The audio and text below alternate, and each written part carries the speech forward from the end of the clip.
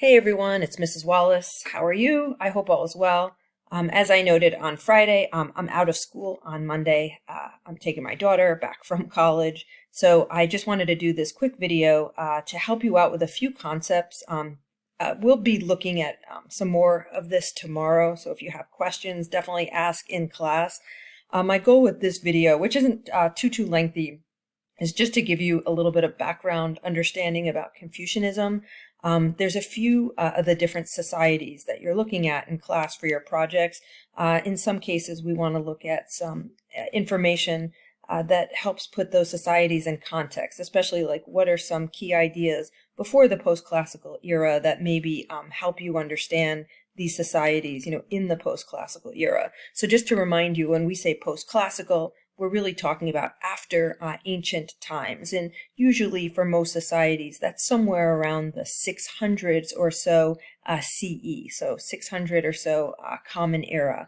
The societies of China and Japan and Korea in particular are influenced by a set of ideas that are similar. So that similarity starts to occur during the post-classical era. So for example, we all are probably familiar with the idea of the religion of Buddhism, which comes from India and lands in China.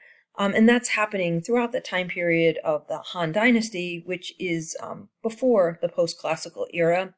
But it's during the time of the post-classical era that we actually see the religion of Buddhism move its way from China to Korea to Japan. And so the influence of Buddhism is going to be really significant in those societies. And it may manifest itself differently in Korea and Japan than it did in China, but it becomes a really dominant religion. And that's something that we'll look at in class tomorrow. Another idea which originates in China is the philosophy of Confucianism. And that's the one that we'll look at in this video. Again, it's a philosophy that has origins in China, but in a much earlier time period than the post-classical era. So we'll be like going back in time to around, the 500 or so BCE, so 500 years before year one of the Common Era. We see the life of Confucius and some of his influences in his time period of the Zhou Dynasty. But it becomes important for us to understand Confucianism since we're studying the post-classical era, because it's during the post-classical era that we see the movement of Confucianism not as only something significant in China. It is embedded in the society in China at this point, but it also moves to Korea through the Bakche kingdom. In the era of the Three Kingdoms, we see Bakche very much embedding ideas of Confucianism, and then we see the same thing in that moving to Japan. So within Korea and Japan, we see a lot of emphasis on Confucianism. And in all of the societies, we see Confucianism getting reinterpreted, and sometimes you're going to see a reference to something called Neo-Confucianism. So kind of a Confucianism 2.0. It's not a complete redo of Confucianism, but it's new scholars applying the ideas of Confucius and doing some new and interesting things with them. So the post-classical era has, in some cases, we see, a like renewed interest in Confucianism, and in some cases we see some competition between Buddhism and Confucianism. So a couple things about Confucianism: it's often described as a belief system rather than a religion. When we start to look at, who Confucius was and what kinds of ideas he had, note that he was not really referring to, kind of the life after death or religious kind of metaphysical, understandings.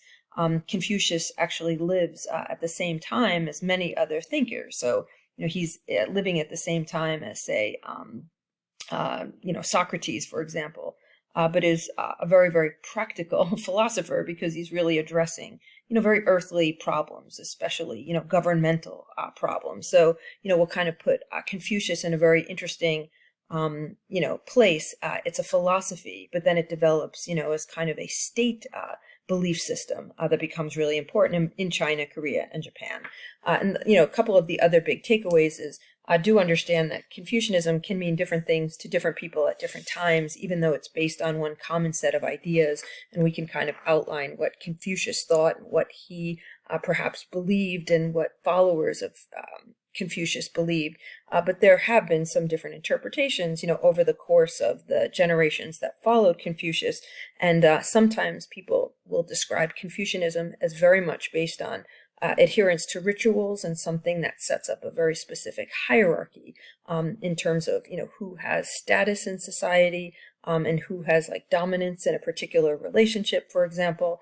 But some other scholars would suggest Confucianism is very, egalitarian. It kind of focuses on people of all different classes getting involved in education. So there's different ways to look at Confucianism, and just keep that in mind with some of the things that I note in this video.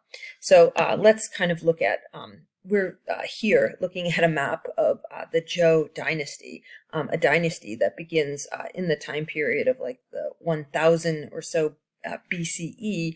And we'll come back to this map and look at this a little bit. We're not going to do a great deal on the Zhou dynasty and some of the political and military dynamics, but just notice the fragmented states in this period of the Zhou dynasty. This is going to become a society which is very much, led at one point centrally, but then it becomes almost like a feudal society with some degree of fragmented political states that are going to compete with each other, fight with each other. And then the Zhou dynasty toward its end will enter a period of warring states. All of that political and military kind of chaos sets the tone for some of the time period that Confucius lived in. A couple of things about the Zhou dynasty that I'm just going to note, and these are just like some contextual things. You may have heard of the mandate of heaven. It relates to the idea of dynastic change in China. Every time a new dynasty comes into power, there's a certain set of beliefs that people in China would have related to how and in what way that change of dynasties occurs. And it does derive from the time period of the Zhou dynasty, this dynastic cycle. So in 1046 BCE, again, this is ancient times, not post-classical at all.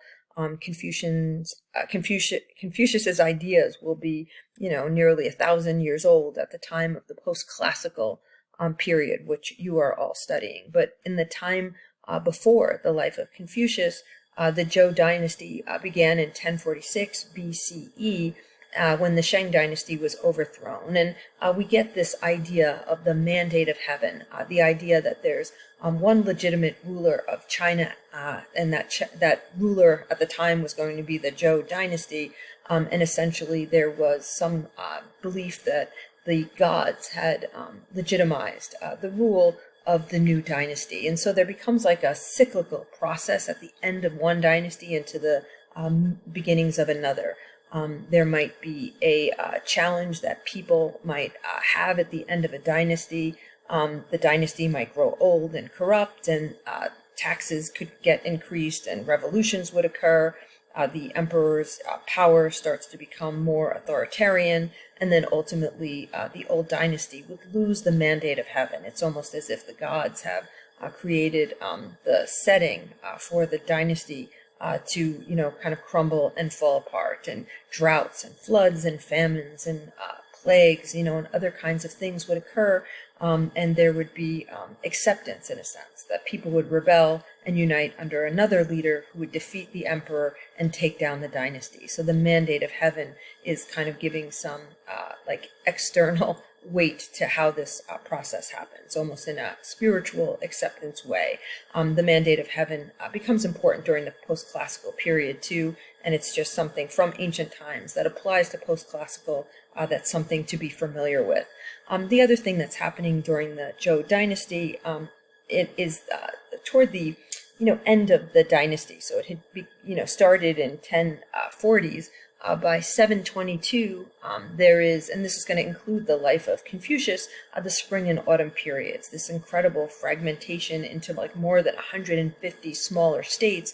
The Zhou dynasty leaders become like a puppet state, essentially, and there's a great deal of, power play going around, and a great deal of fighting between, basically like feudal warlords who are trying to claim greater and greater sets of power. And it's that kind of chaos that Confucius is going to be responding to. So some of his ideas, fit a certain context. There's a great deal of military strife. It seems like the government is failing, and there's a lot of questions about, how to best rule and what government rule should look like.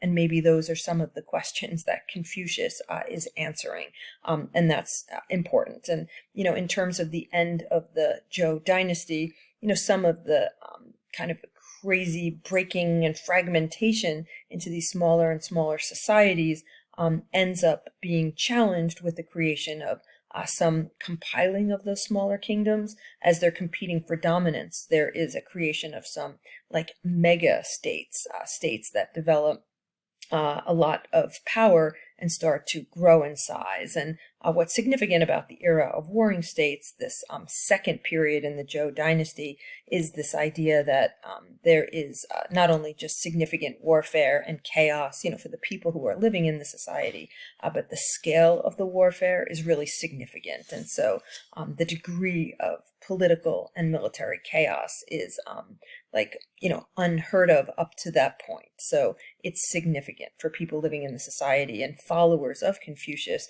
into the period of warring states are going to be applying his ideas to address some of the issues. And so think of Confucianism as a framework in a sense, for solving some of the problems of the day. And that's what Confucius was going for. He by no means is a religious leader or creating a religion or anything like that. It's very much a practical kind of mindset for how to deal with governmental issues.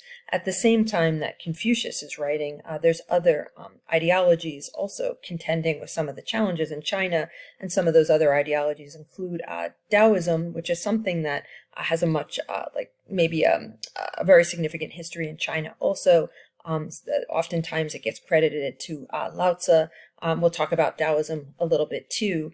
And also legalism, which is another kind of framework very different than Confucianism. A couple things about Confucius himself. So most scholars think that he was born around 551. He was born into a state known as Lu, so in the time period of the spring and autumn period where there's all that fragmentation. He does get educated, so he's kind of like a lower noble family. So he's kind of in the noble family, part of the aristocracy, but maybe not one of the higher ones. He does get educated, however, and he spends a lot of years seeking a post as a political advisor in the Lu court.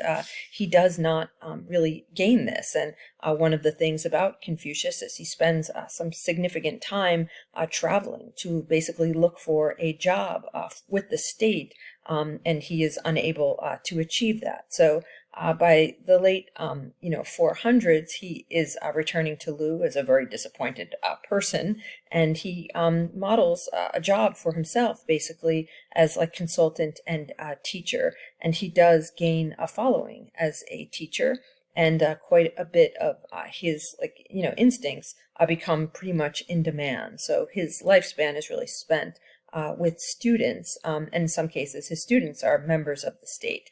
He does have followers who ultimately will put some of his ideas down into a book known as the Analects. These would be sayings of Confucius, ideas from Confucius. Most scholars believe that this book is not authored by Confucius, but something that his followers put together. And it's a series of questions and answers. It is not a full philosophy in the sense of the way in which maybe others of the same time period might have written like an A to Z. This is how, the world should be, and these are some really existent, metaphysical questions about what it means to exist or things like that. This is a much more practical type of, question and answer compendium that doesn't necessarily sequence itself like from A to Z. Okay, so some things about Confucius's ideas. One of the things that, because they're kind of vague and maybe applicable to a lot of situations, it makes them very interpretive. Okay, and that's something that ends up being important. Okay, a couple of things about Confucius and his influence as a teacher is really significant. He does have a few key ideas. This word zhengzi is really important. This is kind of the superior men. Confucius was really after educating and using education as a system of improvement to create what he described as superior men. It did not have to be wealthy men, so Socratic men were not the only ones who could become superior men. He surrounded himself with students from all social classes, but the idea